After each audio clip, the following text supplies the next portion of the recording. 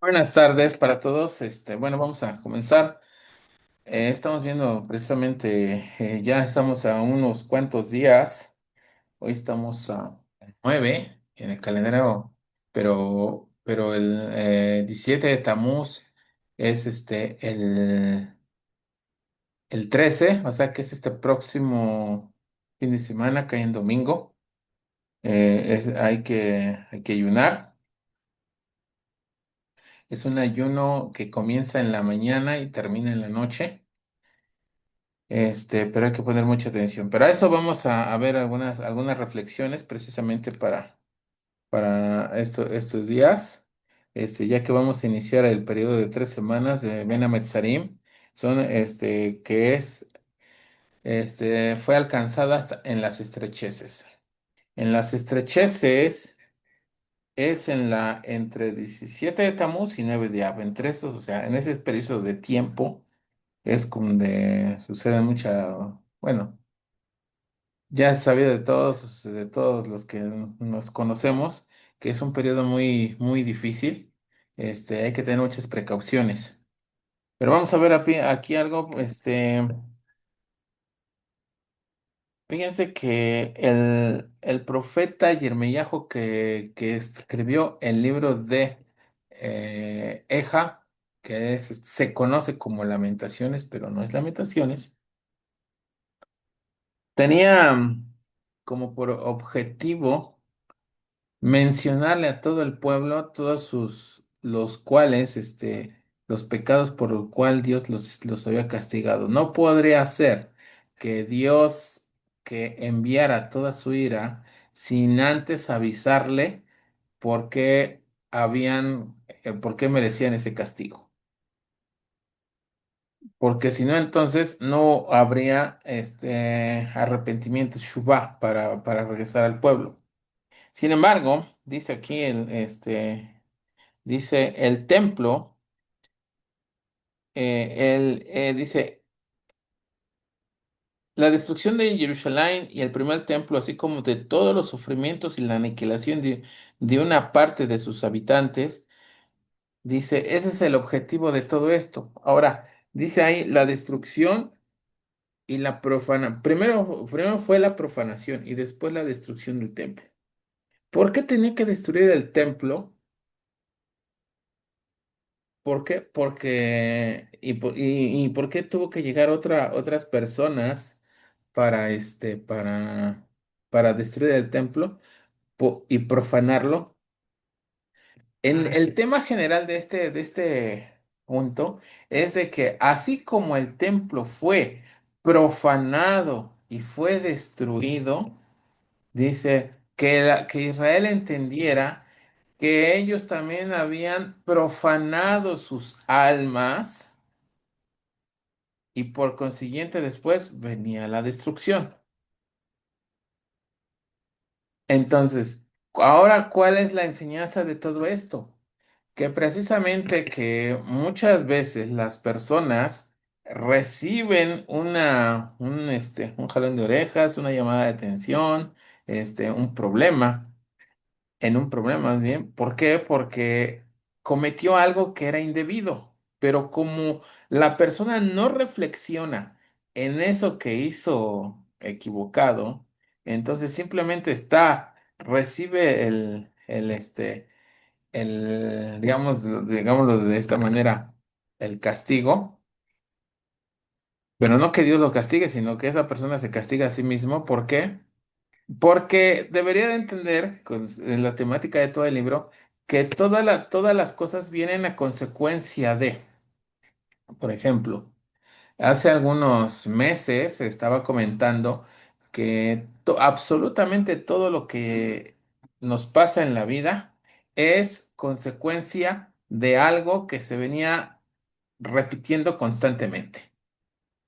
Por ejemplo, nunca llegan las cosas así de súbito, así de inmediato. Incluso, por ejemplo, alguien podría decir, no, es que iba manejando y un carro se me atravesó, fue así de inmediato, no, sino que tendría que pensar a esa persona que la condición en la que él viene manejando no ha tenido las precauciones, suficientes y es por eso que le llevó a ese evento. O por ejemplo, en cuestiones de salud, cuando una persona tiene problemas de salud, es porque venía arrastrando en repetidas ocasiones, una tras otra, hasta que llegó una situación, un colapso, alguna situación de enfermedad, que varias cuestiones lo llevaron a esa situación. Entonces, este es el mismo tema que el que habla precisamente el profeta. Yirmiyahu. Dice, miren, ustedes han estado repitiendo muchas veces pecados. Dice que ahora llegó el punto en que, ¿qué? En que tienen que pagar las consecuencias. Ahora, eso es por una parte. Pero por otra, aquí está. Dice en el libro de Yomá, en el Talmud Tratado de Yomá, hoja 9b, dice.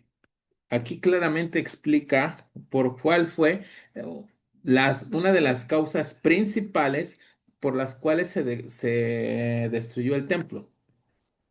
Aunque fueron varias, pero hay tres principales. Dice, Mikdash Berrishon mi penema arraba. Dice, ¿por qué razón se fue destruido el primer templo? Dice, mi penesh elosha de Barín shehu rabá. Dice, a causa de tres pecados que prevalecían en la época. Dice, Abodazara. ¿Qué es Abodazara? Idolatría. Begilui aruyot. Dice, inmoralidad sexual. Y Ushhato también dice, el derramamiento de sangre. Por estos tres pecados fueron fue la causa principal por la cual se destruyeron el primer templo. Ahora,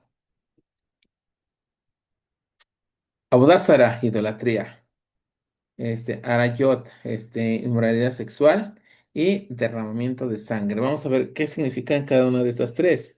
De hecho, la gravedad de los pecados, de estos tres pecados, es porque Dios hizo al ser humano con imagen y semejanza de él. Ahora, cuando la persona va perdiendo la imagen y semejanza, entonces la persona se hace acreedor a una destrucción. Y ahorita lo vamos a entender de una manera, va a costar un poquito de trabajo, no el entenderlo, sino el explicarlo, en el hablarlo, porque vamos a manejar un lenguaje en el cual no es muy común que la persona se hable muy a menudo. Y voy a hacer lo más explícito posible. Dice, eh, entonces, el Abodázara es idolatría. ¿Qué implica esto? Es la distorsión de la imagen que Dios plasmó en cada ser humano para que pueda ejecutarse o las personas puedan ver en cada ser humano algo de Hashem, algo de Dios. Pero cuando la persona no ve en otra, cuando lo voy en primera persona, cuando yo no veo en una persona que esa persona tiene algo de Dios, sino que me cae gordo, esta es una persona nefasta, algún sentimiento contrario, entonces ¿eso qué quiere decir? Ya implica idolatría o abodatzara. ¿Por qué? Porque cuando esa persona que no está viendo que tiene algo de Dios, está pensando que ¿qué? Que es otra fuerza. Y cuando está pensando que es otra fuerza, incluso opuesta a sí mismo, entonces todo eso se convierte en idolatría. Y para eso hay libros completos, por ejemplo, el Jardín de la Fe habla muchísimo de todo eso. La Mishnah del Rambam, de Yad Hasaka, habla temas extensos de lo que es la Avodah Zará, la idolatría. Entonces, cuando las personas había entre ellos diferencias, ¿qué es lo que implicaba? Que ya no veían en uno en el otro la imagen de Dios, sino que veían fuerzas ajenas. Termino este punto diciendo, dice, en tanto que la distorsión profunda de la realidad y creada se regía por solo un ser supremo y no por la multiplicidad de fuerzas. Dice, la idolatría representa la expresión más pura de la pérdida de la relación con la fuente física y materialismo del ser humano. Todo aquel que piensa que existen más fuerzas está apelando a la idolatría. Por eso la mitzvah de decir el Shema 3 veces, tanto en la mañana como al acostarte y al levantarte, es para que no se nos olvide que tenemos un solo Dios. Y como les decía, no es un lenguaje muy común, pero cualquier persona que crea que hay otras fuentes, fuerzas de la divinidad, está apelando a la idolatría. Para ser más explícitos, no existe la fuerza de Buda, no existe la fuerza de Hare Krishna, no existe Yeshu, no hay nada más que Hashem Echad. Solo es un solo Dios. Y cuando la persona cree que me puede ayudar otra fuerza que no es el creador, entonces se convierte en absolutamente idolatría. Y por eso es una de las causas que fue destruido el templo. La segunda dice la inmoralidad sexual. Por su parte, representa la disolución de la estructura espiritual de la personalidad humana, que por definición debe expresarse mediante el acto del ser dueño de uno mismo. En otras palabras, ser dueño de uno mismo es tener el control de todo, incluso de nuestros impulsos. Cuando una persona sucumbe ante los deseos, placeres que ofrece el mundo, ahora no quiere decir que no por eso el ser humano tiene que disfrutar. Ahora, aquí voy a hacer un paréntesis bien, muy marcado porque también está escrito en el Talmud. Dice que Dios creó este mundo para disfrutarlo y cuando la persona se priva a sí mismo de disfrutar este mundo, como el Nazir, acuérdense que hace como tres parashot atrás veíamos el concepto del Nazir, el nazareo, el que se priva de estar con mujeres, de cortarse el cabello, de tomar vino. ¿Para qué? Para acercarse a Dios. Entonces, realmente está cumpliendo con algo para acercarse a Dios, pero asimismo está cometiendo un pecado, porque se está privando de placeres que Dios le permitió disfrutar. Y cuando después de 120 años la persona tenga que rendir cuentas, también va a rendir cuentas de qué, de que tenía que haber disfrutado o algunos deleites, pero no lo hizo. Sin embargo, esto lo que nos está diciendo es acerca de la inmoralidad sexual, que la persona debe tener el control de todos sus deseos. Cuando la persona tiene el control, entonces empieza a pasa al siguiente nivel que es ya no es Abodat Zara, es Abodat Hashem, o sea, trabajo para Dios. Número tres es el derramamiento de sangre injustificado. Sí, y aquí hacen una nota muy aclaratoria porque mucha gente cree matar a una persona, incluso con el permiso de la Torá, se puede. Lo decía hace cuando empezó la guerra, está escrito en el Talmud, ahorita no me acuerdo exactamente cuál, pero dice, si una persona viene a matarte, dice, levántate y mátala tú primero. Así lo dice el Talmud. Dice, ¿por qué? Porque dice, no podemos ser pasivos en ese aspecto. Por eso es que la persona se tiene que adelantar. Ahora. Y también está escrito, dice, cuando Dios le dijo al profeta Samuel, dice, agarra a los niños, agárralos por los pies, agarra a los bebés y estréllalos contra la peña, estréllalos contra las piedras. Y entonces la gente, yo he escuchado gente que dice, pero ¿cómo? ¿A poco Dios manda a pedir todas esas cosas? Sí, Él manda a pedir todas esas cosas.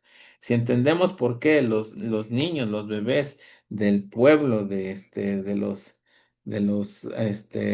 amalequitas, tendría que hacer una larga comentario, pero no es el caso ahorita, pero sí tenían que morir y se tenían que matar. Ahora, pero no estaba hablando de ese derramamiento de sangre, sino estaba hablando de derramamiento de sangre que injustificado, dice, de sangre de otro ser humano que destruye no solo su vida, sino también la imagen divina que en él encarna y constituye la principal causa de la destrucción de la sociedad. En otras palabras, no solamente es matar a una persona así sin causa, sino también dice el Pele Yoetz, dice que hablar mal de una persona es como matarla en como dejarla sin vida. ¿Por qué? Porque esa persona que se está hablando mal de ella es como que si la estuviéramos sacando de la sociedad. Ya no te juntes con esa persona, ya no, esa persona no es